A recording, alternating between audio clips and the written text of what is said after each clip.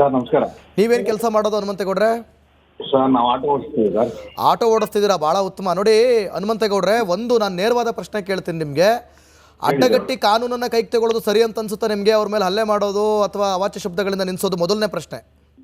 ಇಲ್ಲ ಸರ್, ಅದು ತಪ್ಪಿದೆ. ತಪ್ಪು. ಹೌದು. ಓಕೆ.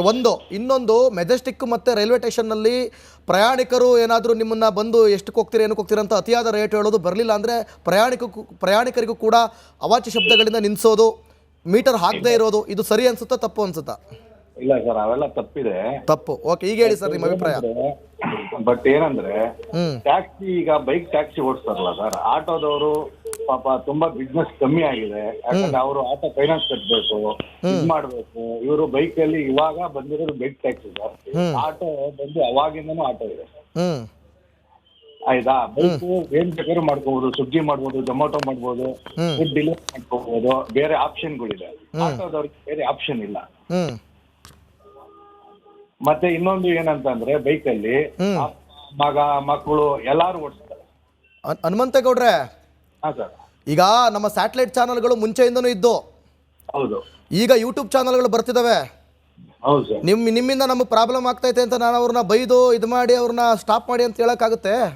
ಇಲ್ಲ ಸರ್, ಅದೆಲ್ಲ ಇಲ್ಲ. ಯಾಕಂದ್ರೆ ವೈಟ್ ಬೋರ್ಡ್ ಅನ್ನೋದು ಕಮರ್ಷಿಯಲ್ ಅಲ್ವಲ್ಲ ಸರ್. ವೈಟ್ ಬೋರ್ಡ್ ಅನ್ನೋದು ಓನ್ ಯೂಸ್ಗೆ. ಕರೆಕ್ಟ್. ಸರ್, ಯಾವ್ದು ಆಂಧ್ರ ಗಾಡಿಗಳು, ತಮಿಳ್ನಾಡು ಗಾಡಿಗಳು, ಆಯ್ತಾ, ಇಲ್ಲೆಲ್ಲ ಬಂದು ಟ್ಯಾಕ್ಸಿ ಓಡಿಸ್ಕೊಂಡಿದ್ದಾರೆ ಸರ್. ಕರೆಕ್ಟ್, ಇದು ಕರೆಕ್ಟ್. ಈಗ ನಾನು ಕೇಳೋದು ಹನುಮಂತೇಗೌಡ್ರೆ, ಕರೆಕ್ಟ್, ವೈಟ್ ಬೋರ್ಡಲ್ಲಿ ಮಾಡೋದು ನಾವು ಕೂಡ ಅದನ್ನು ಸಪೋರ್ಟ್ ಮಾಡೋದಿಲ್ಲ. ನಿಮಗೆ ಅವರಿಗೆ ಬೈಕ್ ಟ್ಯಾಕ್ಸಿ ಅವರಿಗೆ ನಿಯಮವನ್ನು ತಂದಿಟ್ಟು ಮಾನದಂಡಗಳನ್ನು ಸಿದ್ಧಪಡಿಸಿದ್ರೆ ನಿಮ್ಗೆ ಓಕೆನಾ? ಹೌದು ಸರ್, ಮಾಡಬೇಕು. ಕಾನೂನು ಅನ್ನೋದು ಎಲ್ಲರಿಗೂ ಒಂದೇ. ಅವಾಗಲೂ ನಿಮ್ಮ ಹೊಟ್ಟೆ ಮೇಲೆ ಬಿದ್ದಂಗಾಗಲ್ವಾ ಸರ್? ಅದೇ ಹೇಳಿಲ್ವಾ ಸರ್, ಇವಾಗ ಒಬ್ರು ಮಾಡೋದು ಹೆಂಗಿದೆ, ಮನೇಲಿ ಮಗ ಮಗಳು ಎಲ್ಲಾರು ಮಾಡೋದು ಹೆಂಗಿದೆ ಏನ್ ಸರ್? ಈಗ ನಾವೇನು ನೋಡಲ್ವಾ ಸರ್? ಅಪ್ಪನೂ ಮಾಡ್ತಾರೆ, ಮಕ್ಕಳು ಮಾಡ್ತಾರೆ, ಮಗನೂ ಮಾಡ್ತಾರೆ. ಆಯ್ತಾ? ಎಲ್ಲಾರು ಇಲ್ಲಿಂದ ಹೋಗ್ಬೇಕಾದ್ರೆ ಈಗ ವೈಟ್ ಬೋರ್ಡ್ ಅಲ್ಲಿ ಎಲ್ಲಾರು ವೈಟ್ ಬೋರ್ಡ್ ಹೋಗ್ಬೇಕಾದ್ರೆ ಈಗ ಟ್ಯಾಕ್ಸಿ ಆನ್ ಮಾಡ್ಕೊಂತಾರೆ, ಆನ್ ಮಾಡ್ಕೊಂಡು ಹೋಗ್ತಾರೆ. ಆಟೋದವ್ರು ಕುತ್ಕೊಂಡು ಏನ್ ಮಾಡ್ಬೇಕು ಸರ್ ಅವರು? ಅಲ್ಲ, ಕರೆಕ್ಟ್ ಸರ್. ಈಗ ನೋಡಿ, ಇದೊಂದು ಹನುಮಂತೇಗೌಡ್ರೆ ಕರೆಕ್ಟು, ನೀವು ಹೇಳ್ತಿರೋದು ಎಲ್ಲದೂ ಕರೆಕ್ಟು. ನೋಡಿ, thank you actually Republic Kannada ಜೊತೆ ಮಾತನಾಡೋದಕ್ಕಾಗಿ. ನಿಕೇಶ್, ಏನು ಗೊತ್ತಾ, ಕಷ್ಟ ಅನ್ನೋದು ಎಲ್ರಿಗೂ ಇರ್ತದೆ, ಸರಿನಾ? ಈಗ ನಿಮಗೆ ಪ್ರತಿಯೊಬ್ಬರಿಗೂ ಕೂಡ ಕಷ್ಟ ಇರ್ತದೆ. ಯಾರಿಗೆ ಕಷ್ಟ ಇಲ್ಲ ಹೇಳಿ? ಕಷ್ಟ ನಮಗೂ ಇದೆ, ಆಯಿತಾ? ಈಗ ನೋಡಿ, ಈಗ ಆಟೋದವ್ರು ಹೇಳ್ತಾರೆ ಬೈಕಿಂದ ಸಮಸ್ಯೆ ಅಂತ, ಕ್ಯಾಬ್ ಅವ್ರು ಹೇಳ್ತಾರೆ ಆಟೋ ಇಲ್ಲ ಅಂದಿದ್ರೆ ನಮಗೆ ಇನ್ನೂ ಚೆನ್ನಾಗಾಗ್ತಿತ್ತು ಅಂತ, ಬಸ್ದವ್ರು ಹೇಳ್ತಾರೆ, ಪ್ರೈವೇಟ್ ಬಸ್ದವ್ರು ಹೇಳ್ತಾರೆ ಇವ್ರು 3 ಜನ ಇಲ್ಲ ಅಂದಿದ್ರು ನಮಗೆ ಇನ್ನೂ ಚೆನ್ನಾಗಿ ವ್ಯಾಪಾರ ಆಗ್ತಿತ್ತು ಅಂತ. ಹಂಗೆ ಇನ್ನೊಬ್ರು ಕಾಲರ್ ರೆಡಿ ಇದ್ದಾರೆ, ಅಪ್ಪುಗೌಡ ಅಂತ ಯಲಹಂಕದಿಂದ. ಅಪ್ಪುಗೌಡ ಅವ್ರು ನಮಸ್ಕಾರ. ನಮಸ್ಕಾರ ಸರ್. ಏನ್ ಹೇಳ್ತೀರಿ ಸರ್ ಇದ್ರ ಬಗ್ಗೆ?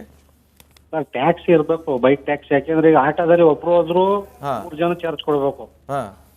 ಬಟ್ ಇದು ಬರೋರಿಗೆ ಹೆಲ್ಪ್ ಸರ್. ಬಟ್ ರೂಲ್ಸ್ ಸರಿ ಇಲ್ಲ ಸರ್ ಬೈಕ್ ಟ್ಯಾಕ್ಸಿಗೆ. ಯಾಕೆ ನಾನೇ ಒಂದು ಅನುಭವ ಹೇಳ್ಬಿಡ್ತೀನಿ. ನಾನು ಸ್ಯಾಟಲೈಟ್ ಅಲ್ಲಿ ಹತ್ತದೆ ಯಲಹಂಕಕ್ಕೆ, ಬರೀ 25-26 ನಿಮಿಷಕ್ಕೆ ತಗೊಬಂದ. ಬಟ್ ಸೇಫ್ಟಿ ಇಲ್ಲ, ಸುಮ್ ಸಿಕ್ಕದ ಕಡೆ ನುಗ್ಗಿಸ್ಕೊಂಡ್ ಬರೋದು. ಯಾರ್ ಗ್ಯಾರಂಟಿ ಅದಕ್ಕೆ? ಅಂದ್ರೆ ಈಗ ವೈಟ್ ಬೋರ್ಡ್ ತೆಗೆದು ಯೆಲ್ಲೋ ಬೋರ್ಡ್ ಮಾಡಬೇಕು. ಹೌದು ಹೌದು ಹೌದು. ಏನ್ ಕಾನೂನು ಪ್ರಕಾರ ಏನ್ ಮಾಡ್ಬೇಕು ಅದೆಲ್ಲ ಮಾಡಿದ್ರೆ ಓಕೆ ನಿಮ್ ಪ್ರಕಾರ? ಬೈಕ್ ಮಾಡ್ಬೇಕು ಸರ್. ಪ್ರತಿಯೊಬ್ಬರಿಗೂ ಬದುಕೋ ಅವಕಾಶ ಇರ್ಬೇಕಲ್ವ ಸರ್? ನೀವು ಅದ್ರಲ್ಲೇ ಓಡಾಡೋದಾ ಬೈಕ್ ಟ್ಯಾಕ್ಸಿಲಿ? ಹೌದು ಸರ್, ನಾನು ಕೆಲ್ಸಕ್ಕೆ ಹೋಗೋದಲ್ಲೇ. ಓಕೆ, ಥ್ಯಾಂಕ್ ಯು ಅಪ್ಪುಗೌಡ ಅವರೇ, ರಿಪಬ್ಲಿಕ್ ಕನ್ನಡ ಜೊತೆ ಮಾತನಾಡಿದ್ದಕ್ಕೆ. ನೋಡಿ ನಿಕೇಶ್, ಫಿನಾನ್ಷಿಯಲಿ ಅಂತ ಬಂದಾಗ ನಾನು ಈಗಲೂ ಹೇಳ್ತಾ ಇದ್ದೀವಿ, ನಾವು ರಿಪಬ್ಲಿಕ್ ಕನ್ನಡ ನಿಯಮವನ್ನು ಮೀರಿ ಮಾಡೋದಕ್ಕೆ ನಾವು ಸರಿ ಅಂತ ಹೇಳೋದಿಲ್ಲ. ಬೈಕ್ ಒಂದೋ ಮುಕ್ತಿ ಕೊಡಿ ಇದಕ್ಕೆ ಸರ್ ರಾಜ್ಯ ಸರ್ಕಾರ. ಈಗ ಸುಪ್ರೀಂ ಕೋರ್ಟಲ್ಲಿ ಕೇಸ್ ಪೆಂಡಿಂಗ್ ಇದೆ, ನೋಡೋಣ ಅದ್ರ ನಿರ್ಧಾರ ಏನು ಬರುತ್ತೋ ಅದ್ರ ಮೇಲೆ ಅವರು ಮೋಸ್ಟ್ಲಿ ಮುಂದಕ್ಕೆ ಹೋಗ್ತಾರೆ ಅನ್ಸುತ್ತೆ. ಬಟ್ ನಾವು ಹೇಳೋದೇನು ಅಂತಂದರೆ, ಒಂದೋ ಇಲ್ಲ ಇದು ಬೈಕ್ ಟ್ಯಾಕ್ಸಿ ಆಗದೇ ಇಲ್ಲ ಬೇಡ ಅಂತ ಎಂಡ್ ಮಾಡಿಬಿಡಿ, ಅಥವಾ ಸರಿಯಾದ ಮಾನದಂಡಗಳನ್ನು ಇಡೀ ಅವರಿಗೂ ಕೂಡ ಕಾಕಿ ಡ್ರೆಸ್ಸಲ್ಲೇ ಓಡಾಡಬೇಕು ಅಂತೇಳಿ ಅಥವಾ ವೈಟ್ ಡ್ರೆಸ್ಸಲ್ಲೇ ಓಡಾಡಬೇಕು ಅಂತೇಳಿ. ಆಮೇಲೆ ಲಿಮಿಟ್ ಮಾಡಿ, ಜಸ್ಟ್ ಈಗ ಒಬ್ಬ ವ್ಯಕ್ತಿ ಇಲ್ಲಿಂದ ಶುರು ಮಾಡ್ತೀಯ ಅಂದರೆ ನೀನು ಜಸ್ಟ್ 10 ಕಿಲೋಮೀಟರ್ಸ್ ಒಳಗಡೆ ಮಾತ್ರ ಓಡಾಡಬೇಕು. ನೀವು ಈ ಕಡೆ ಒಂದಷ್ಟು ಡಿಪಾರ್ಟ್ಮೆಂಟ್ಗಳನ್ನ ಮಾಡಿ ಅವಾಗ ಬೇರೆಯವ್ರಿಗೂ ಅನುಕೂಲ ಆಗುತ್ತೆ. ನೀವು ಒಬ್ಬನೇ 25 ಕಿಲೋಮೀಟರ್ ಬೈಕ್ ಟ್ಯಾಕ್ಸಿ ಕರ್ಕೊಂಡು ಹೋಗ್ತಾನೆ ಅಂದರೆ ಅವಾಗ ಪಾಪ ಆಟೋದವರಿಗೂ ಸಮಸ್ಯೆ, ಕ್ಯಾಬ್ನವರಿಗೂ ಸಮಸ್ಯೆ, ಇಲ್ಲಿ ಎಲ್ರಿಗೂ ಕೂಡ ಸಮಸ್ಯೆ ಆಗುತ್ತೆ. ಎಲ್ಲದರಿಂದ ಎಲ್ಲರಿಗೂ ಸಮಸ್ಯೆ ಆಗುತ್ತೆ. ಈಗ ಮಹಿಳೆಯರಿಗೆ ಫ್ರೀ ಕೊಟ್ರಪ್ಪ ಬಸ್ನವರಿಂದ, ನೀವು 3 ಜನಕ್ಕೂ ಸಮಸ್ಯೆ. ಮತ್ತೆ ಅವ್ರ ಜೊತೆ ಹೋಗ್ತಾರಲ್ಲ ಪ್ರಯಾಣಿಕರು, ಏನಾದ್ರು ಆಕ್ಸಿಡೆಂಟ್ ಆದ್ರೆ ಇನ್ಸೂರೆನ್ಸ್ ಸಿಗ್ಬೇಕಲ್ವಾ? ಯಾರೋ ಒಬ್ರು ಹೇಳ್ತಾ ಇದ್ರು ಅಹಮದಾಬಾದ್ ನಲ್ಲಿ ಫ್ಲೈಟ್ ಕ್ರಾಶ್ ಆಯ್ತಲ್ಲ ಅಂತ ನಾನು ಮಾತಾಡ್ತಿರ್ಬೇಕಾದ್ರೆ, ಅಲ್ಲಿ 1 ಕೋಟಿ ಕೊಟ್ರಪ್ಪ. ಅದೇ ಬೈಕ್ ಟ್ಯಾಕ್ಸಿಲಿ ಹೆಚ್ಚು ಕಮ್ಮಿ ಆದ್ರೆ ಯಾರು ಕೊಡ್ತಾರೆ? ಯಾರು ಹೊಣೆ? ನನ್ನ ಬೈಕಲ್ಲಿ ನನ್ನ ಕುಟುಂಬ ನಾನು ಕರ್ಕೊಂಡು ಹೋಗ್ತಿರ್ತೀನಿ, ಆದ್ರೆ ರ್ಯಾಪಿಡ್ ಡ್ರೈವರ್ಸ್ ನೀವು ಬೇರೆ ಕುಟುಂಬನ ಕರ್ಕೊಂಡು ಹೋಗ್ತಾ ಇರ್ತೀರಾ. ಅವಾಗ ಹೆಚ್ಚು ಕಮ್ಮಿ ಆಯಿತು ಅಂದರೆ ಯಾರು ಹೊಣೆ? ಸೊ ಇದಕ್ಕೆಲ್ಲದಕ್ಕೂ ನಾವೇ ಜಗಳ ಆಡೋದ್ರಲ್ಲಿ ನೀವೇ ಕಿತ್ತಾಡೋದ್ರಲ್ಲಿ ಇದರಲ್ಲಿ ಅರ್ಥ ಇಲ್ಲ. ಇದಕ್ಕೆ ನೇರ ಹೊಣೆ ಸರ್ಕಾರನೇ ಇದಕ್ಕೆ ಸರಿಯಾದ ಮಾರ್ಗಸೂಚಿ